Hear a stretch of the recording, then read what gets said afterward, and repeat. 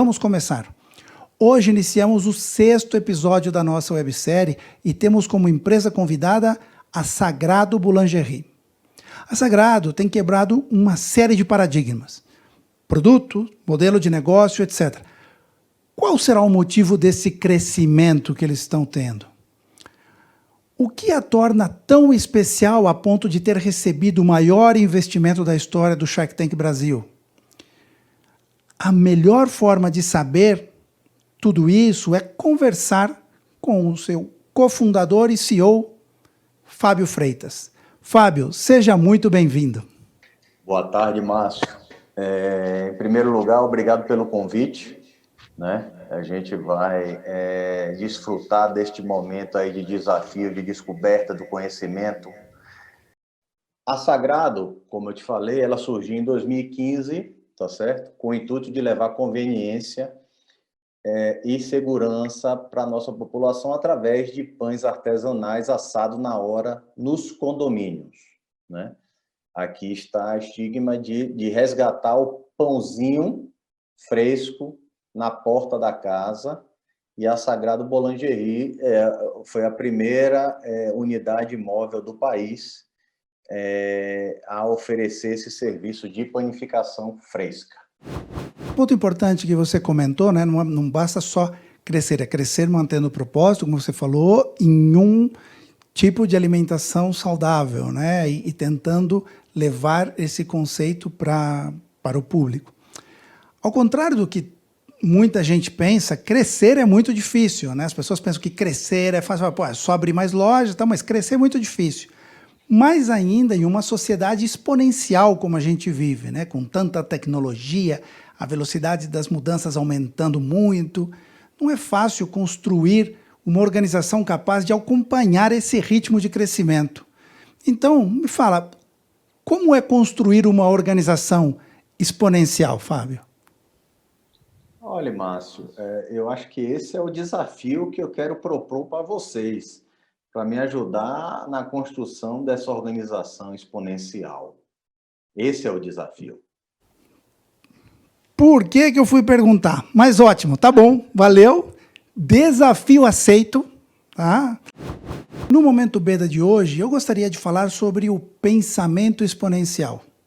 No livro Aprenda a Criar Riqueza Sem Gerar Miséria com a Tecnomanização, eu dou um exemplo de pensamento exponencial, mas para não repeti-lo se você já leu, ou não dar spoiler se você ainda não leu, vou dar outro exemplo aqui, ok? Uma das principais versões mais importantes sobre o surgimento do jogo do xadrez que aconteceu e surgiu na Índia no século VI. Um rei pediu à sua corte que criassem um jogo para que o entretivesse.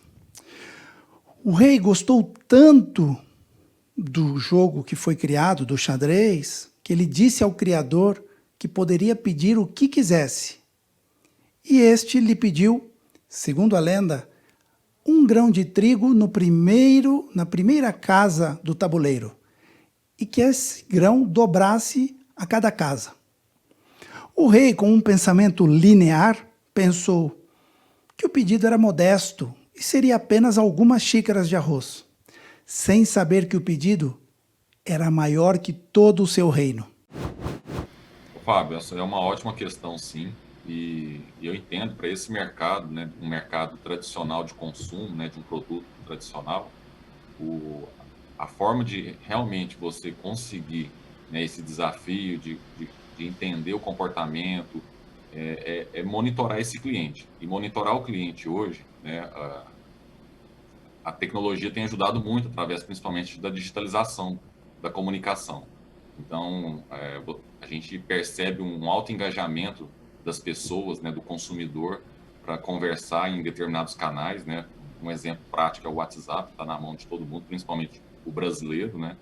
Então, eu acho que um dos caminhos, né? Eu acho que existem vários caminhos, várias formas, mas um dos caminhos é o cliente no centro. Então, se você conseguir, né, estabelecer um processo, uma forma de acompanhar esse cliente, e isso, né, como o seu modelo é de franquias, é muito importante que você consiga também ver na ponta, porque senão talvez isso aí pode haver uma distorção e sim aumentar o seu desafio, porque a gente fala que quando você digitaliza, se o seu processo está muito bem definido, a sua forma de comunicar, de entender o seu cliente está bem definida, você vai com certeza ter frutos. Mas se você tem gaps nesse processo, talvez você aumente o seu problema. Então, é muito delicado, mas com certeza tem solução sim e dá para começar por esse caminho.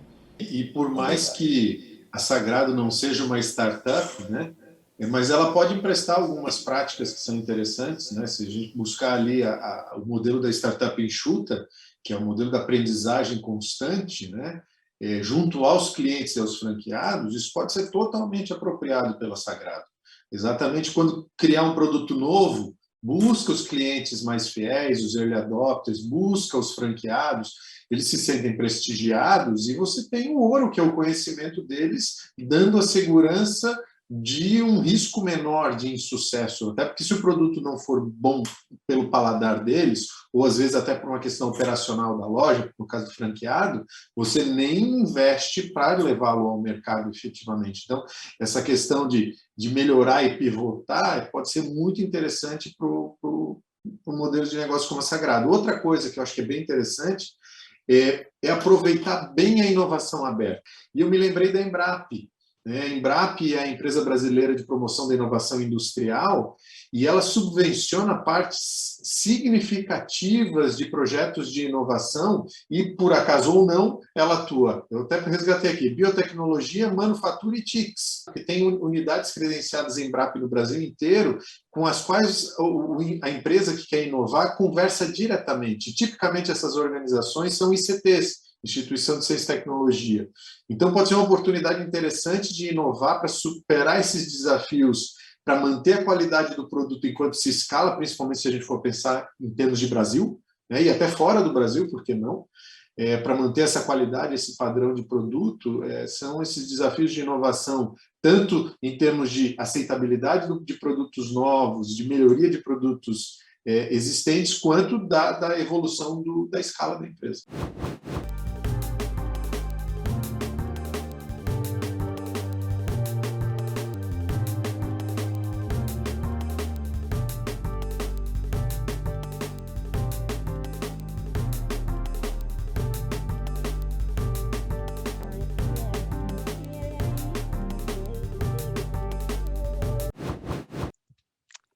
Qual é, agora que você comentou e mencionou a questão de metodologias ágeis, né?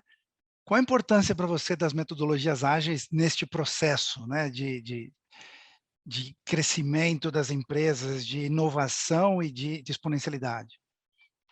Eu entendo as metodologias ágeis como sendo um instrumento para que as organizações elas possam aprender mais rápido.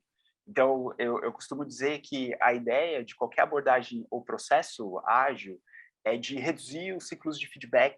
Então, é um pouco daquela ideia. Se eu hoje tenho a oportunidade de entregar produtos e serviços de 2 em 2 meses para as pessoas clientes, eu já tenho uma bela de uma vantagem competitiva quando comparado com a concorrência que lança de 9 em 9 meses. Assim. Então, realmente, diminuir o tamanho dos lotes, que a gente fala bastante, né, dentro desse processo de experimentação, ele acaba sendo fundamental. Então, quando uma empresa ela nasce com processos leves, processos que permeiem essa ideia de experimentar, testar, validar, sempre mais rápido com as pessoas que são clientes, e a empresa ela cresce em cima dessa cultura de que o processo ele é simplesmente um meio, ele nunca vai ser o fim.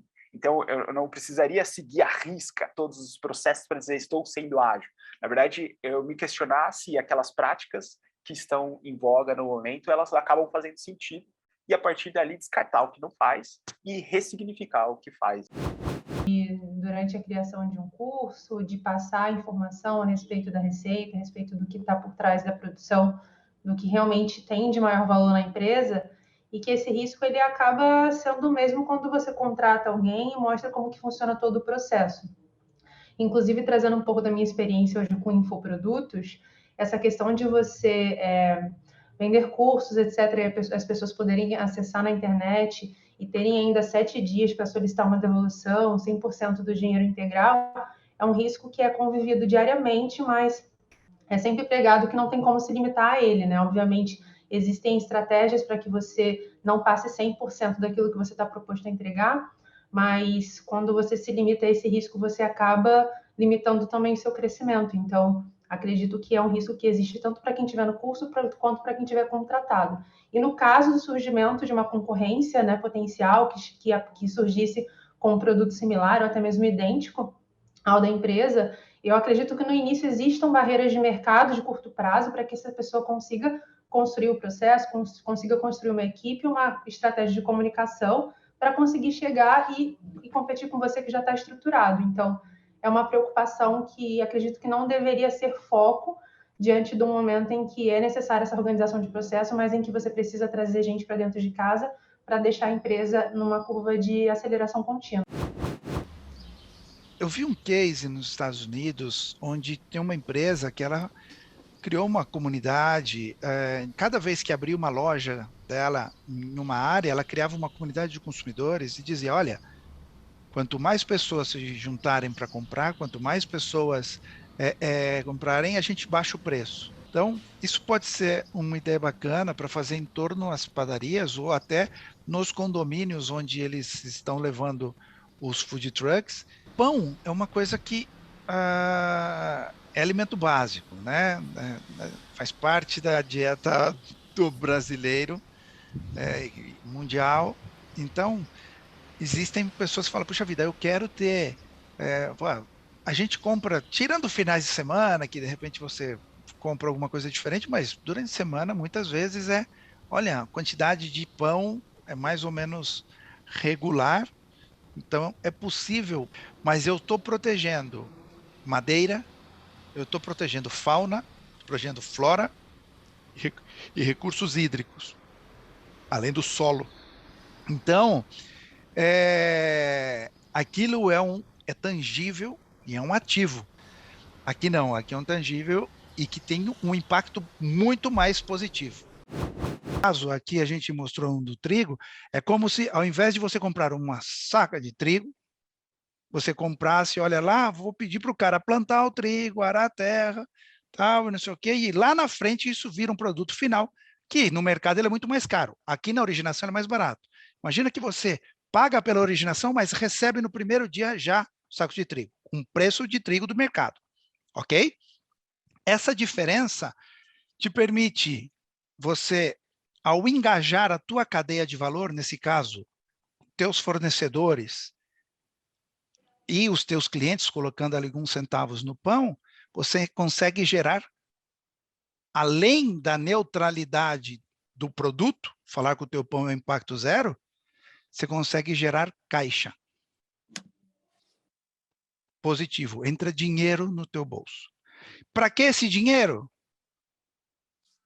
Poderia ser para qualquer coisa, porque o dinheiro é seu, mas o que eu digo é que esse dinheiro pode pagar estes projetos. Não de uma vez, porque mesmo com todo o dinheiro do mundo, a gente não recomenda fazer todos esses projetos de uma vez, e pagar uma oficina de projetos, pagar uma equipe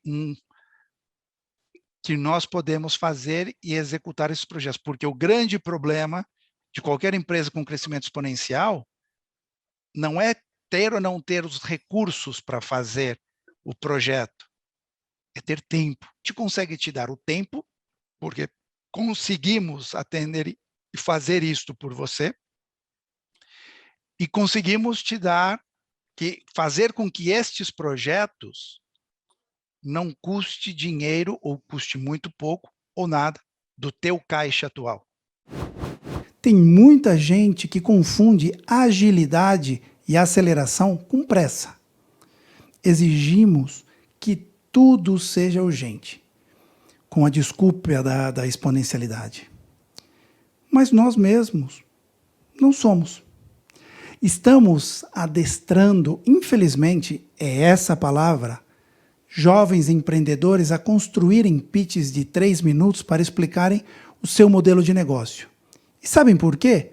Porque alguém disse que é o tempo que um investidor, que se chama anjo, está disposto a dedicar o seu precioso tempo para ouvir o que um jovem tem a dizer, baseado nesses 180 segundos, decidir comprar ou não o seu sonho.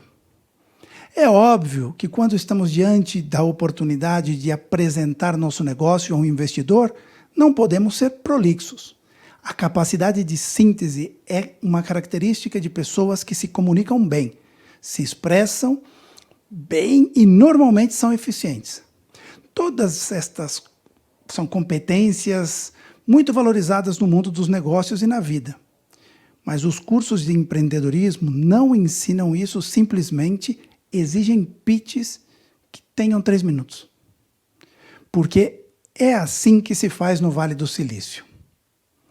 Pseudo-mentores de empreendedorismo mandam seus mentorados fazerem cursos com fonoaudiólogos e aprenderem a respirar, ao invés de trabalhar para encontrar um equilíbrio razoável. Mas essa é a menor parte. As exigências de se converter um unicórnio em poucos meses também têm gerado muitos problemas nas empresas e no mercado. Com o objetivo de colocar um pouco de bom senso nesse processo de aceleração desmedido, existem alguns movimentos que surgiram nos Estados Unidos e muitas startups começam a rejeitar o modelo de crescimento exigido ou exageradamente acelerado, ou melhor dizendo, atropelado. Este movimento tem crescido, se chama Zebra Unite, e já tem 40 filiais mais ou menos e uns 1.200 membros em todo o mundo. Este crescimento chamou a atenção dos investidores e já tem algumas venture capitals oferecendo um modelo de crescimento ou exigindo, melhor dizendo, um modelo de crescimento e remuneração menos agressivo. Tem muita gente que confunde agilidade e aceleração com pressa. São coisas muito diferentes e ao crescer com pressa deixamos coisas pelo caminho, aprendizados, ajustes no produto e no negócio. Nepo, transformamos ideias em soluções tecnológicas.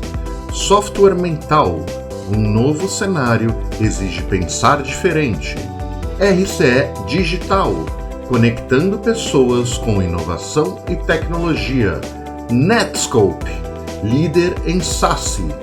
Este programa é uma idealização e produção BNSK.